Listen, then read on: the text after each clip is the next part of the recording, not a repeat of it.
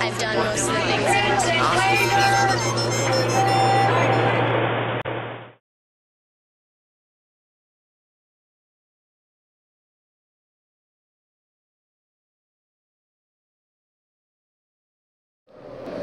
Berkeley, that's where Sproul Hall is. Yeah. You know it? I do know it, not from having been there, but from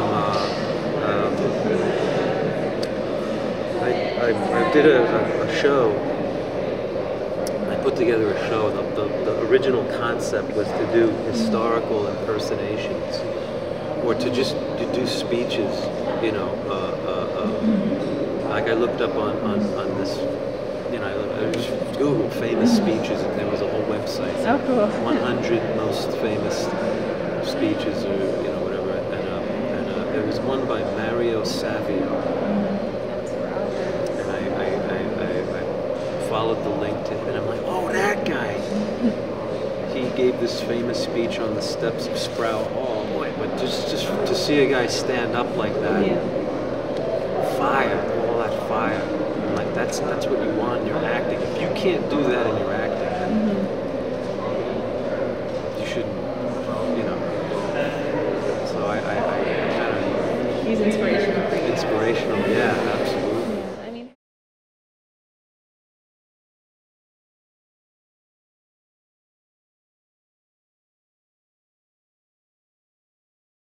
Question, what attracted you to the subject of like football fanaticism? Have you had some personal experience with that, or did you just think it was funny? Or? I have zero experience with sports. What attracted me to doing the project was the script was so good, and it's Robert Siegel from The Onion. He's written some of my favorite articles in The Onion in the past, and he wrote The Wrestler. And the fact that he wanted me to be the lead in this, it was kind of a difficult script and kind of a, you know, gritty, dramatic role was just very flattering, and that enthusiasm got me enthusiastic. So that's, you know. But as far as sports, there wasn't anything like, ooh, I get to talk about the Giants, because I barely knew the Giants were a team. I'm so out of the loop of sports. Sorry. What sort of research did you do for that role, and did you draw on any personal experiences of being a huge fan of something or being obsessive, or do you know people who are like that? Yes, I come from a Giants. We are a Giants family. I'm talking specifically about my father and my brother.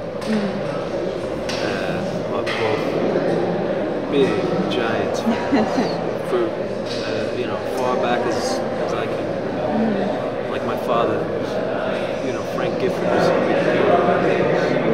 So he's been a Giants fan. My brother, I mean, and they, you know, I take more after my mother, you know, who's an artist.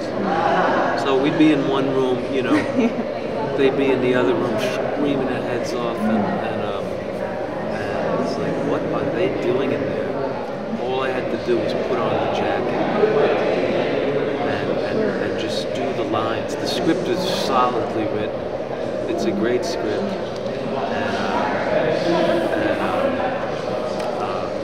Between, you know, my own, I learned a lot. Like, it was a chance for me to learn something about my brother and my dad, and to get inside there. It just kind of brought back memories of those types of characters. I have really fond memories of just as a kid listening to these guys. They're just so colorful and interesting, and I wondered what they were like. So to actually, you know, create a movie where I kind of, you know, got to actually go into their homes and into their lives. You know, the radio, you don't see them. You don't really, you don't know anything about their actual lives. So it's fun to kind of go there. And sort of in the film, you could have, it would have been very easy for you to create sort of pitiful people, but you managed to create empathetic characters. I mean, how did you go about doing that?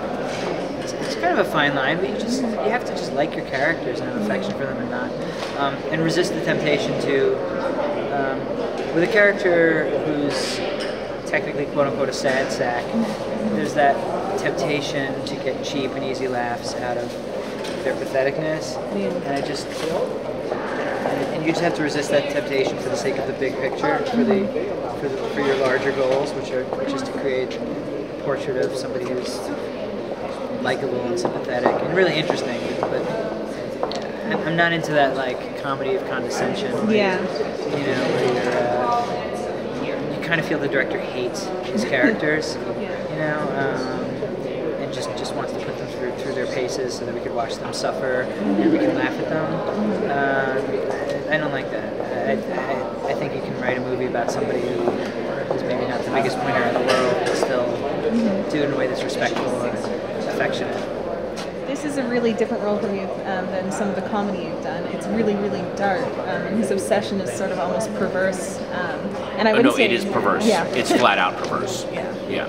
I mean, how did you find a way into that? Because it's sort of more alien from your actual personality. That's what I thought, except that I have, I skirt the edge of perverseness in my love of film and literature and comic books and politics and travel and food. So it's this exact same energy, just it's directed at a different target. So it actually, and the way Robert wrote it, he made it very, very relatable. I find I'm just interested in loners and obsessives and people that we don't typically see movies about. You know, I don't find Brad Pitt, no disrespect, but I just don't find him all that interesting. I like Patton Oswalt. People who Patton Oswalt types might play just are far more interesting to me as humans to explore. You normally do voiceover, and this is a live action film. How did you find sort of switching processes for this picture? Well, luckily I'd done enough live action stuff that it wasn't so much switching the process from voiceover to live acting, it was switching the process from comedic acting to dramatic acting. That was the bigger leap for me. Because again, all of my safety zones that I go to, I did not have access to. So it got a little weird. You know, I wanted somebody who was right for the role. And your typical movie star is just not. It bugs me in movies when they cast a beautiful actress and they have her gain like 7.5 pounds, you know, and they don't do her makeup as, you know, flattering, and then she's supposed to be like trailer trash. I don't buy it. It takes me out of the movie. More about casting, mainly about Marcia Kurtz, how you found her and thought that she would be good. Marcia Kurtz was originally going to be Louise Lasser, who is a legendary 60s and 70s actress. She's probably best known for Mary Hartman, TV show. I originally cast her. She hurt her knee and couldn't do it, and I asked her who she thought would be. She would recommend, and she said you have to use Marcia G. Kurtz. Marcia G. Kurtz will do offense. She's perfect for this. So I met with her, and you know she was perfect for it. And she's been in tons and tons of old. She was in Dog Day Afternoon. I mean, she goes back. She's been in every Sidney Lumet movie. She was in Panic at Needle Park, which is one of Pacino's first movies. So she was just great. One of the most important things in the movie. It's good casting and not having characters that you have to convince yourself are kind of believable. Or just there's no question. You know, as soon as you see Patton, he's utterly believable as a sportsman. You know, in a way that certain other actors wouldn't be. He's also very funny, and he can go dark, and he's lovable. You know, I mean, people like him. I didn't want this to be kind of a creepy obsessive nerd that you were repulsed by. I mean, he is something of a creepy obsessive nerd, but he's kind of a lovable version. Was it emotionally draining for you, this role? Yeah, well, you know what it drained me emotionally was the fact that was the lack of energy that I was able to use. A lot of the comedic tricks and looks and mugging and tag-ons that I do, I couldn't do that, so it became very internalized because it's a guy who's imploding. He's not exploding, he's imploding. I didn't know how exhausting that would be, and how damaging that would end up being internally. Just the tension of it, and just there's moments in the movie where you want to just go fucking say something, and he doesn't, you know? He's so strangled, and it's painful and sad. It's very frustrating. Yeah. Was it difficult for you to convince yourself that it was that important during filming to really get into character? No. I I just had to think of really my sports, my friends and my family members who are sports fans. It's very, it's like I know it's a touchy thing. It's like you can't make plans on Sunday for a birthday party. Like you can't clash with the game if there's a game. And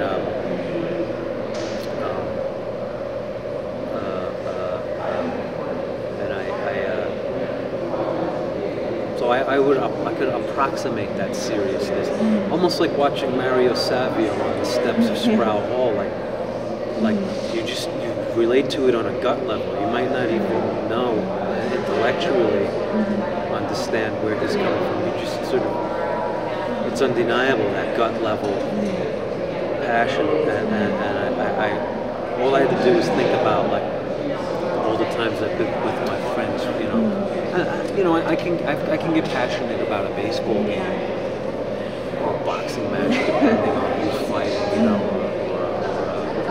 like, let's face it, is it that important? No, it's just a game, but it's not just a game, and I didn't realize what,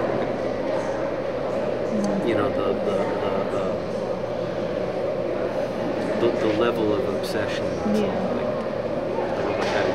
wow, it really is important. It's almost like a matter of national pride. Has it made you look at football any differently, or the sort of whole sports thing in the States?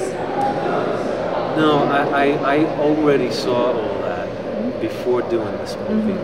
Like I've struggled with it long enough. Like the thing about sports, like this movie came along and it was like whatever I might have learned from working on this movie. I already knew. I'd already gone through the therapy of like, why do people love sports so much? I don't get it. I can't understand. Like, okay, I love acting and movies and theater and stuff. Is it the same thing? I guess it must be the same thing. Like I love Marlon Brando the way someone else loves Lawrence Taylor or something. And if he punched you in the face, you would be equally. I would probably be like, never wash my face again or something. Like, look, he hit me right here. I swear to God. I mean, I've had like sort of emotional scars from meeting actors that I idolized who were not as polite as I would have wished them to be,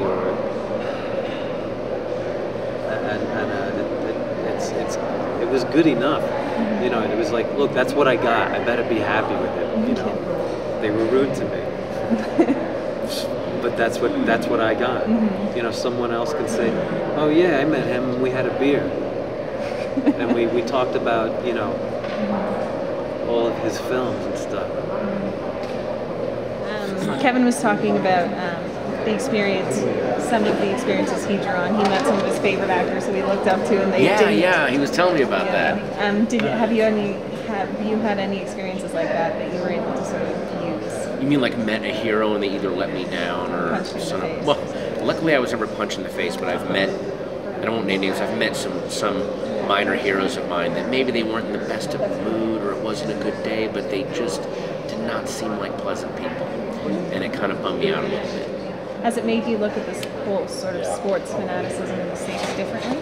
Well, I mean, it certainly taught, I mean, there's no difference between me and a guy that paints his face, me who wants to go see 19 movies in a day, or can tell you, the entire crew of McCabe and Mrs. Miller, compared with a guy that can rattle off stats about his favorite team or something like that. There's no difference. It made me not look at these people in an ironic, dismissive way, or try to keep them at a hipster's distance. And what do you hope audiences will take away from the film? I just hope that they really enjoy where the movie takes them, that the movie is not desperate and needy for their approval, that they're actually in the hands of a writer-director that knows where he wants to take them, and that they're actually excited by the fact that this movie does not go to expected places. It has a lot of surprises in it that you really do not know what's going to happen from one scene to the next. And just for my entertainment dollar, all my movies have done stuff like that. Like last year, movies like, you know, Let the Right One In, or you know, little other smaller movies where you're like, I do not know what's going to happen next. That to me is exciting when I see a film. I hope they just like it and say, wow, that's a great movie, and I've never seen a movie about that. It's a subject that I think I feel like it's a subject that hasn't ever really been explored in a movie. It's such a big part of American culture, sports fandom, and I hope they relate to it. You know, a lot of people say I'm not that guy, but I know that guy, or I know a guy like that. I don't know if anyone needs to take lessons away from it. The character doesn't really ever change. The movie ends with him. Most movies you're supposed to take away, well, it's important to whatever the lesson the character learns, and this guy, there's no lesson learned, so I guess so there really is nothing to take away from it. I've done most of the things